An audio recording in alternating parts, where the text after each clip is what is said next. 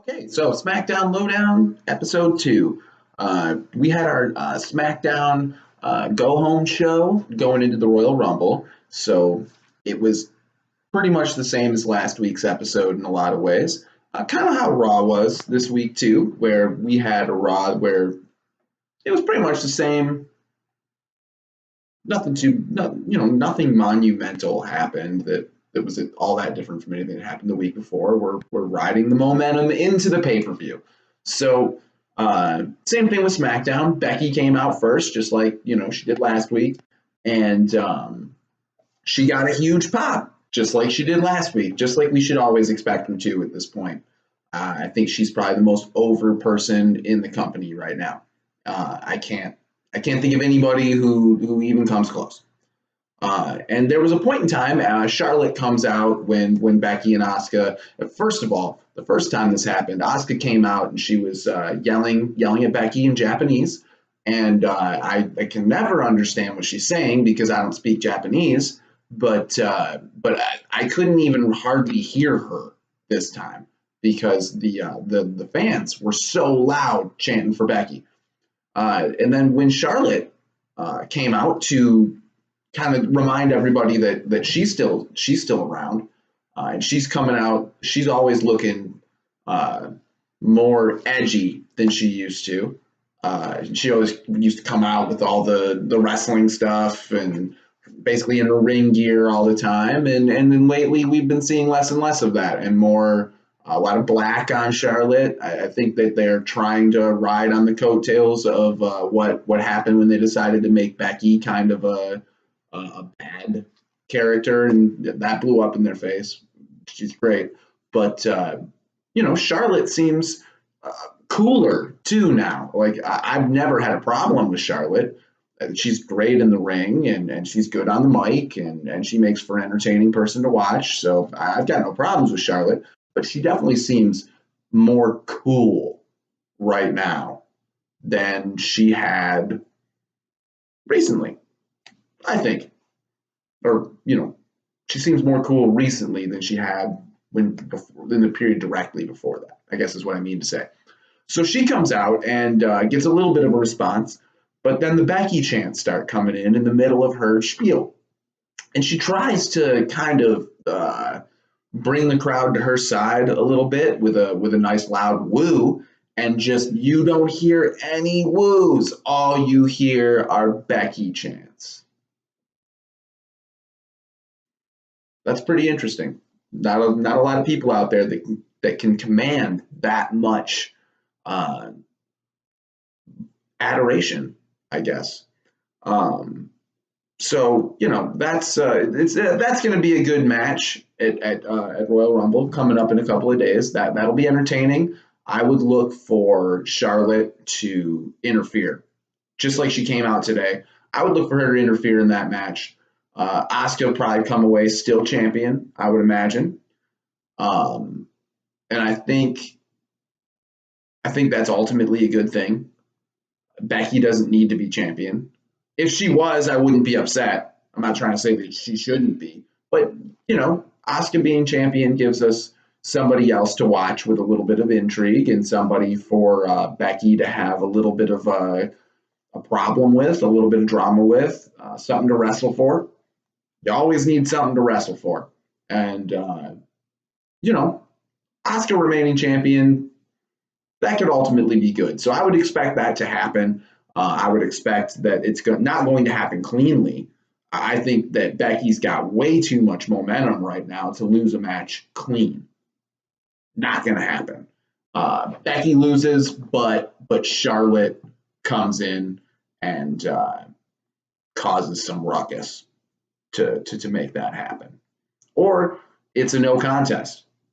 That could be the case as well. I'm not sure what all the stipulations with their matches are, but I would imagine that if Charlotte were to interfere, it would result in the match just being stopped. So I would look for a good, really entertaining match with a lot of drama, and maybe it even looks like Becky's gonna win, and Charlotte shows up and messes things up. I would look for that to happen. This Mandy Rose stuff, Scott totally on the podcast a couple of days ago. My buddy Scott, he totally said all there really is to say about it. There's no need for it anymore at this point, and it undermines a lot of the good that I think the women's division has done for itself over the last couple of years. I don't need. I mean, I'm not trying to say that Mandy Rose isn't attractive or anything like that. I just, they're already basically wrestling in their underwear. I don't need any more sexing it up. It doesn't work for me.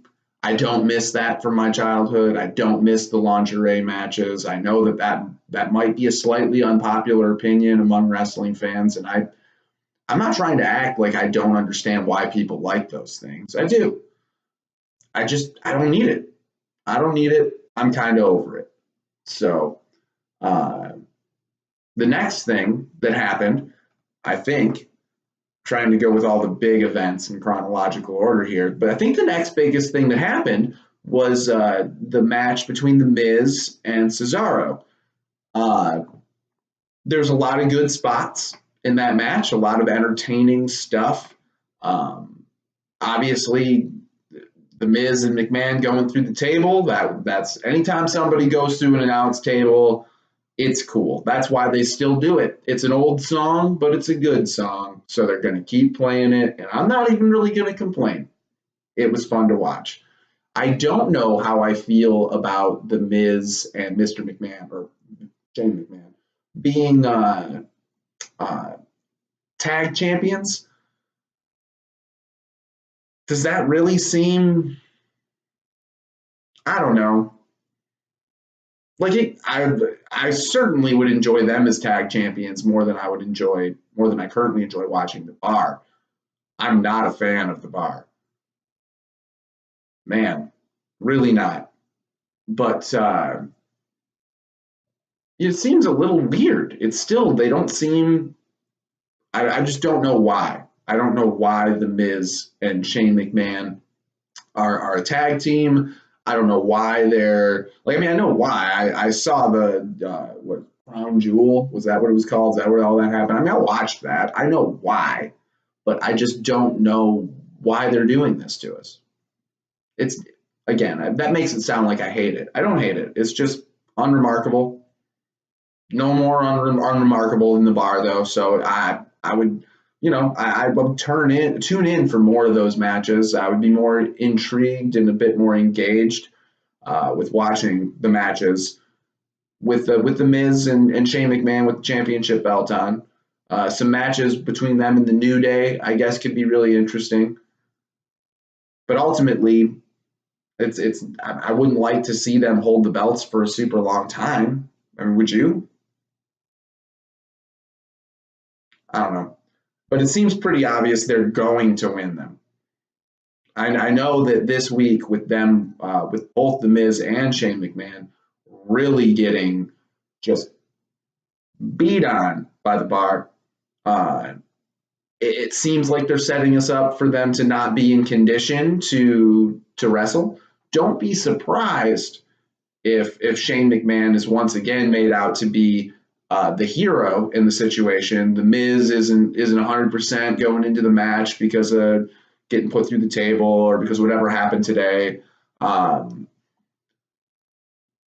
then Shane has to try to be the big hero. Don't be surprised if that happens. I won't be. That seems to fit in with the Miz's kind of safe wrestling persona, the way that he works as a heel, not only as a heel with the things he says and does outside of the ring, but the way he wrestles within the ring is what makes him a heel, and it's an art form in itself, and he's great at it. To be able to, he is in the ring and he is wrestling, but somehow still seems like he's playing it safe. He's always playing it safe and never does anything all that athletic and always looking for the cheap ways to win. That's got to be a little bit. There's not a lot of glory in that. he plays the part well. So, you know, I don't hate The Miz or nothing. And so don't be surprised for him to kind of be tagging Shane in. And I mean, we've already kind of seen it. Tag Shane in and be like, go, Shane, go get him. Oh, you got it. You're okay, buddy. Shane's sitting there like, oh, looks like he's already got a concussion again, because every time Shane does anything, he gets a concussion, right? I'm surprised a dude doesn't get concussed when he sneezes. And at this point, I honestly, I feel a little bit weird seeing him in the ring. Like, wrestling is fake, so I shouldn't have to worry too much about these guys' health and safety. I know it's very dangerous, and I do worry when I see some of the yesterday, Finn Balor got suplexed by Brock Lesnar, and the way he landed on the back of his head, man, I was, dude, this dude is gonna break his damn neck. So, you know, it's not that I don't worry, but like from a longevity standpoint, it's fake, right? So it's like seeing Chuck Liddell still trying to fight. That's what it's like seeing, where you're like, man, just stop. Just stop. You're gonna get hurt. You've already taken so many punches. You've already had so much head trauma. So that's what I worry about with Shane, is where I'm looking at it, and yeah, he's a good in-ring worker. It's weird to say that about the boss's kid. I always looked at him like he was just the boss's kid growing up. But the older I get, the more I realize that Shane is a wrestler. He is. Shane McMahon is a wrestler. And some of the stuff he does in the ring is good. It's really entertaining. He does good work. I just feel kind of guilty seeing it at this point. That dude needs to hang him up. And maybe this getting the tag belt, hold on to him through a pay-per-view or two, and then maybe we won't see him in the ring very much anymore. I think ultimately that would be good for him, to not be going coast to coast anymore. Anyway, it's enough of me worrying about Shane's health.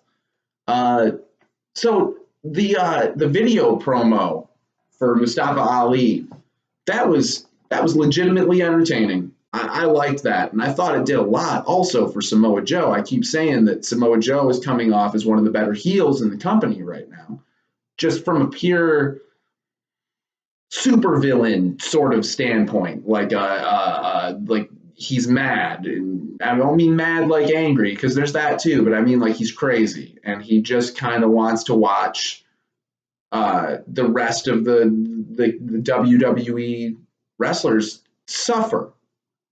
And that is entertaining. That makes for a good bad guy. And Mustafa Ali talking about how it's in his eyes, and Samoa Joe has been doing some crazy stuff with his eyes. That looks terrible. Anyway, he's been doing some crazy stuff with his eyes. He is a crazy dude. He's nuts. And so like the whole the video promo, I feel like really did a lot of good for both of them. Both of their standing of each of their characters. So sometimes those video promos are a little cheesy, and I'm always like, just have them come out here and argue, you know. But that was actually cool. I really liked that one. The match between the two of them was very good. Samoa Joe holding on to the coquina clutch well past the tap. That's all good. That is all great. It makes me hate him, but not like really hate him. I love to hate him, right? So Samoa Joe, he's that whole thing. I can't wait to see who he goes after next. I hope they kind of do it. I hope they kind of continue the same thing with Randy Orton. I would like to see who he's going to go after next. He went after Jeff Hardy. And now I'm struggling for some reason to remember who he went after next. Rey Mysterio, I think, right? fan favorites, always fan favorites, and it's always people that you don't want to see in those situations, and so you do want to see them in those situations. That's the whole thing. You don't want to see Jeff Hardy getting abused, so you do. That makes for good TV. Um, so so yeah, I really like both of them are doing great work on SmackDown as heels.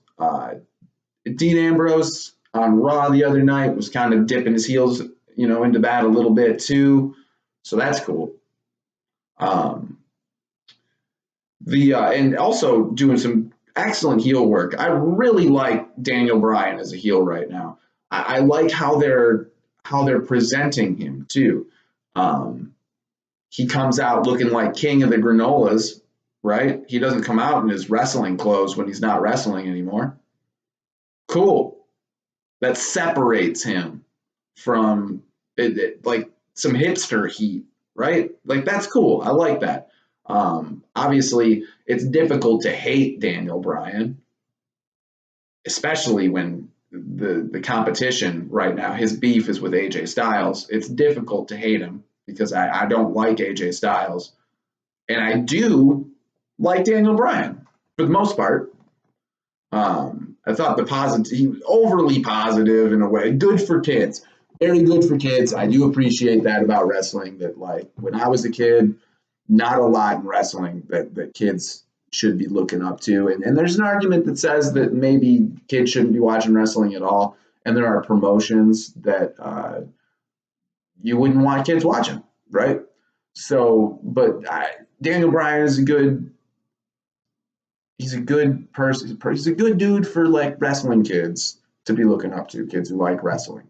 Other kids have role models in different sports maybe, and they may be more or less worthy in different situations of that adoration.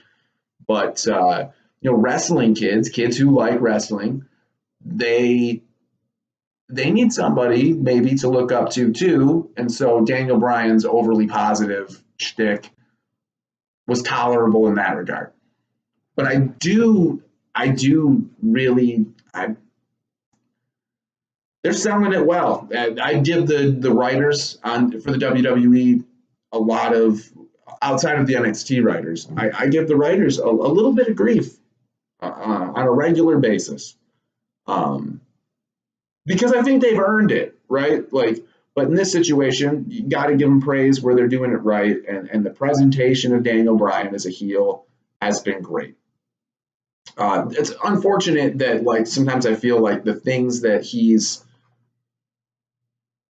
championing as his causes, not the stuff about what you eat and what you put in your body. That's your own business. I don't eat the best. I don't work out like ever. I'm a naturally skinny dude, and I'm blessed in that regard. So like I don't judge people for what they eat. So not that stuff. But when he talks about the environment and stuff, like, and I'm not the biggest, environmentalist, but I do think that it's an issue, and I think that it's one that we don't talk about enough. And it kind of makes me feel like sometimes maybe WWE might be missing an opportunity to do a little bit of good with a message like that and have a wrestler come out and say, hey, you guys need to recycle more. That could be good, but instead it's a heel doing it, like he's talking down to you. And while it works in the wrestling sense, I kind of wish that it was, he could do it more about the diet stuff and stuff like that, and then I would be fine with that. So it's not like the holier than thou hipster thing as a heel is lost on me. It's just with that one little thing, I wish that they were making that less like he was a bad guy because he wanted to like take care of the planet. But anyway, one thing I did want to kind of bring up about the WWE Championship right now is that both guys, the champion and the contender, the number one contender, and former champion, they're both practically cruiserweights. I looked up their build weight, which I'm sure their actual weights go up and down just like normal people. And a lot of those build weights and heights you can take.